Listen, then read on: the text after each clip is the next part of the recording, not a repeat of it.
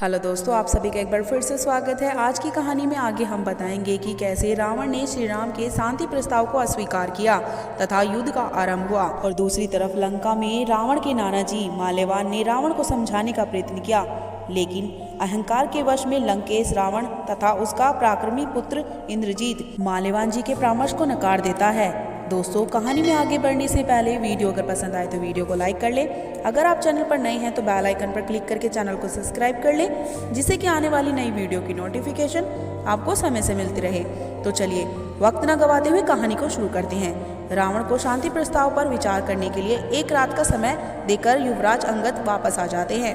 रावण के दरबार में हुई सभी गतिविधियों के कारण लंका के सभी प्रियजन सोचने पर मजबूर हो जाते हैं कि श्री राम का एक दूत हनुमान पूरी लंका को जलाकर चला गया था तथा दूसरा दूत अंगद सभी योद्धाओं को चुनौती देकर चला गया, लेकिन कोई उसकी चुनौती का सामना नहीं कर पाया और वह पूरी सभा को लज्जित करके चला गया।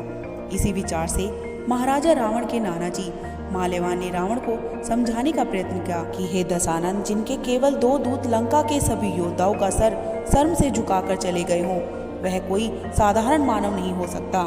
इसलिए मेरा मत आपको यही है कि इस युद्ध का जो मुख्य कारण आपको सीता को अपनी पत्नी बनाना हट है, इसे त्याग दीजिए।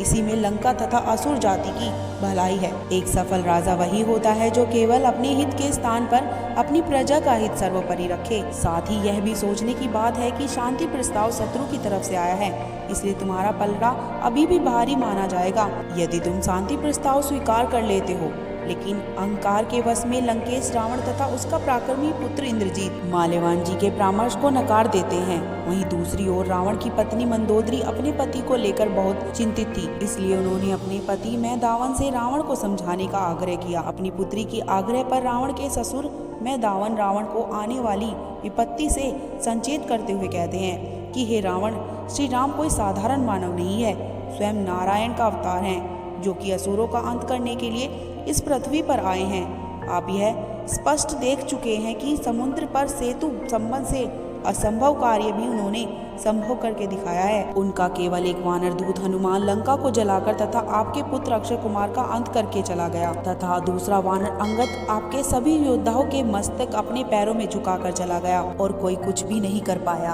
आपको सुमति देने वाला आपका छोटा भाई विभीषण आपके त्याग के कारण आपके शत्रु से जा मिला है। यह कोई छोटी बात नहीं है, इसलिए अभी भी समय है। आप चाहे तो स्थिति को सुधार सकते हैं। सीता का मोह त्याग कर उन्हें उसके पति के पास पहुंचा दीजिए, तो यह आने वाला संकट टल जाएगा, अन्यथा आपका सर्वनाश होने को है।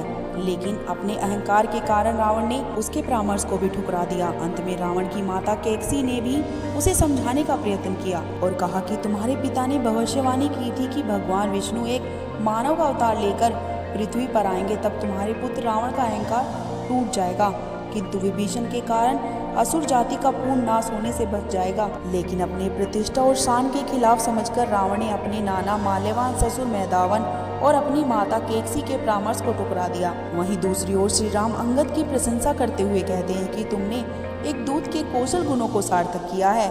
इसी तरह तुमने अपने प्रभावी संचार कौशल द्वारा रावण के सभी योद्धाओं को चुनौती दी तथा अपने स्वामी का संदेश इतने प्रभावी तरीके से उन्हें सुनाया कि उनके सभी योद्धाओं को लज्जित करके अपने पैरों में उनके सर झुका दिए। यहाँ तक कि लंकापति रावण के सर से उसका मुकुट उसके मस्तक से उतारकर हमारे चरणों में ले आए। लक्ष्मण जी ने भी अंगद के इस साहसपूर्ण कार्य की बहुत सराहना की। वहीं सभा में विभीषण के गुप्तचरों द्वारा दिए गए समाचार में यह पता चला कि रावण ने शांति प्रस्तावना तथा उनके सभी संबंधियों के परामर्श को मानने से इनकार कर दिया है और यह निश्चित है कि कल युद्ध अवश्य होगा। अगले दिन प्रातः श्री राम और लक्ष्मण सूर्य देव को प्रणाम करके उन्हें जल अर्पण करते हैं। तभी हनुमान जी द्वारा युद्ध का संगनाद कर दिया जाता है। श्री राम की वानर सेना हर हर महादेव का नारा लगाते हुए जय घोष करते हुए लंका पर चढ़ाई कर देते हैं। सबसे पहले लंका के पूर्व के द्वार, जो कि लंका का सबसे मुख्य द्वार है, उस पर आक्रमण कर दिया जाता है।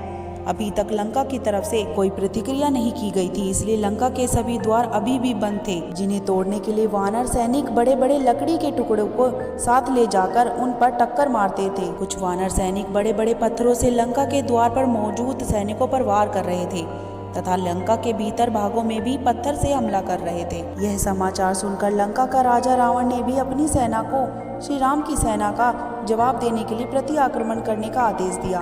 लंका के सभी द्वार खुल जाते हैं और लंका की सेना बाहर निकलकर श्री राम की सेना के साथ प्रति आक्रमण करने लगती है। प्रथम दिन के युद्ध में लंका की सेना में व्रजमुष्टि नामक असुर योद्धा आता है, जो कि वानर सैनिकों को रोकते हुए आगे बढ़ रहा था।